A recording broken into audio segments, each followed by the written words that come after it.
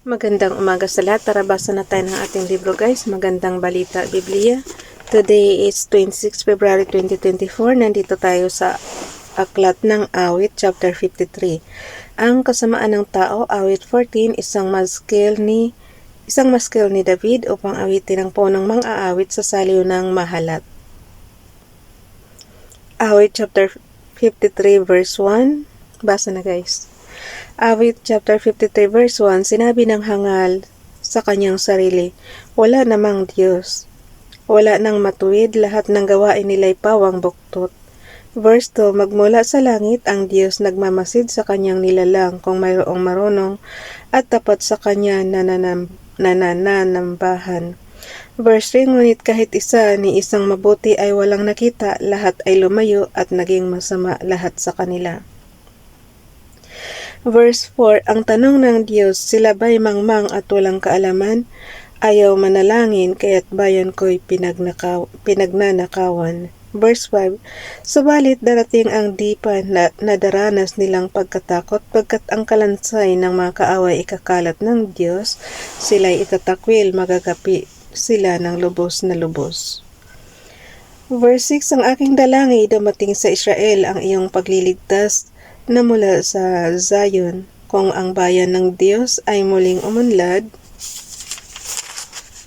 ang angkan ni Jacob, bayan ng Israel, lubos na magagalak. Panalangin upang sakluluhan, isang maskil ni David upang awitin ng punong mang-aawit sa saliw ng mga instrumentong may kwerdas. So, pwede gitara dito.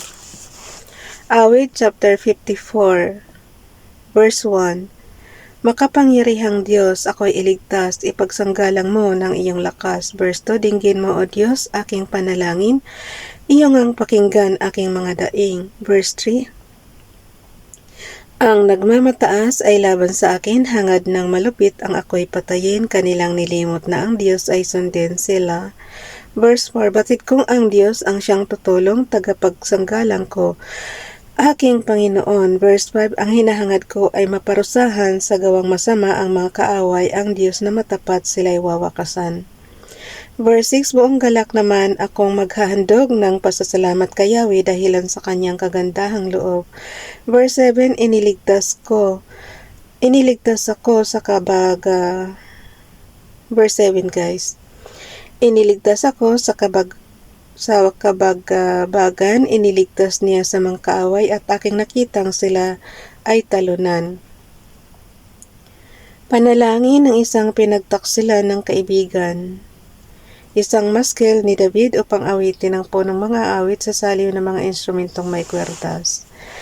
Ito guys, yung awit, talagang puro siya song, puro talaga siya awit. Pwede mo, siguro mapapakinggan natin to, tingnan natin sa YouTube. Baka mayroon ito. Panalangin ng isang pinagtaksilan ng kaibigan. Awit chapter 55 verse 1, ang panalangin ko, O Diyos, pakinggan mga daing ko ay huwag namang layuan. Verse 2, lingapin mo ako. Ako ay sagipin sa bigat ng aking mga suliranin. Verse 3, sa maraming banta ng mga kaaway, nalilito ako't hindi mapalagay. Ang dulot sa akin nila'y kaguluhan, namumuhi sila't may galit nga ang tunay. Verse 4, itong aking puso'y tigib na ng lumbay sa aking takot na ako ay pumanaw. Verse 5, sa tindi ng takot ako'y nanginginig, sinaklot ako ng sindak na labis. Awit chapter 55 verse 6, wika ko, kung ako lamang ay may pakpak, parang kalapati ako ay lilipad, hahanapin ko ang dakong panatag. Verse 7, aking liliparin ang malayong lugar at doon sa ilang ako mananahan sila. Awit chapter 55 verse 8, ako ay hahanap agad ng kanlungan upang makaiwas sa bagyong darating. Verse 9, sila ay wasakin, Yahweh guluhin mo, pag-uusap nila ay bayaang malito, yamang karahasan ang nakikita ko at sa lungsod nila ay nagkakagulo. Verse 10, sa lungsod ng puno ng samat ligalig, araw-gabi doon sila lumiligid. Verse 11, sa gitna ng lungsod na wasak ng tunay, naghahari pa rin ang katiwalian, pati pang-aapi ay nasasaksihan. Verse 12, kaya akong Kaya kung mabata at ito guys. Kaya kung mabata at mapagtiisan, anong mabata? Kaya kung mabata at mapagtiisan kung ang mangungutya ay isang kaaway, kung ang maghahambog ay isang kalaban. Itong maghahambog, alam ko to, yabang yan sa Tagalog, pero salita nito sa amin sa Bisaya, hambog din yan. Kung ang maghahambog ay isang kalaban, kayang-kaya ko pang siya ay pagtaguan.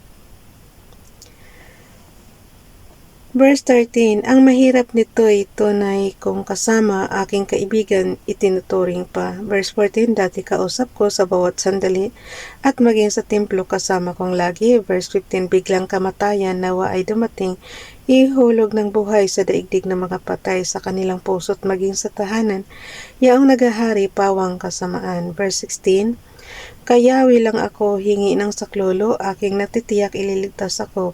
Verse 17, sa umaga at hapon maging sa gabi rin, aking itataghoy ang mga hinaing at ang aking tinig ay kanyang diringgin. Verse 18, ililigtas ako mula sa labanan at pababaliking taglay ang tagumpay matapos gapiin ang mga kaaway. Verse 19, ang Diyos na hari sa mula't mula pa ay diringgin ako, lulupigin sila, Sela. Pagkat ni sa kanya ay wala silang takot, ayaw nang magbago at magbalik loob. Awit chapter 55 verse 20, itong taong dati aking kasamahan, mga kaibigay, kanyang kinalaban at hindi tumupad sa aming kasunduan. Verse 21, ang dulas ng dilay parang mantikilya, ngunit nasa puso pagkapuot niya. Ang mga salita niya ay tulad ng langis, ngunit parang tabak ang talas at tulis. Verse 22, ilaga kayawi iyong soliranin, alalayan ka at ipagtatanggol rin. Ang taong matuwid din niya bibiguin. Verse 23, ngunit ang bulaan at mamamatay tao, o Diyos, sa hukay sila itapon mo. Hindi magtatagal ang buhay nila sa daigdig. Ngunit tanging sa Diyos, ako ay mananalig. Kasi naman guys, ang title is panalangin ng isang pinagtaksila ng kaibigan. Actually, sa buhay natin, wala namang I think, depende yan sa edad mo. Pag bata ka, marami kang kaibigan ng mga bata. Pag medyo teenager ka, ganun din. Tapos hanggang lumalaki-laki ka, depende na yun sa environment mo kung sino yung magiging kaibigan mo. Pero I think wala kang permanenteng kaibigan kundi yung kasama mo lang sa bahay. Yun ang parang ko. Kung sino yung nakakasama mo sa loob ng bahay, yun ang tunay mong kaibigan kasi makikilala mo yung ugali ng isa't isa. Pagkakasama mo araw-araw, 'di ba? Minuto kasama mo, ganun. So, para sa akin yung kaibigan ko is yung kung sino yung pinaglilingkuran ko ngayon. Yung mga amo ko. Parang ganun ang ko. Pero kasi itong mga kaibigan na tinutukoy dito is yung pang lang yan guys. Pang ibabaw na kaibigan lang yan.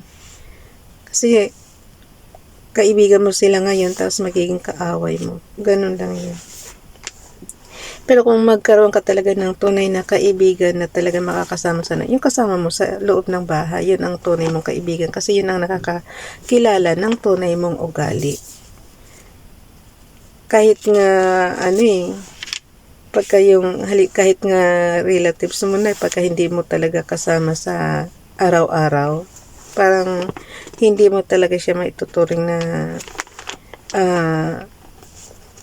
kalapit mo na na relative. Ganun. Yun ang pananaw ko. Opinion ko lang yan guys. So hanggang dito na lang, bukas na itong chapter 56, panalangin ng pagtitiwala sa Diyos. Tayo bukas 27 February 2024.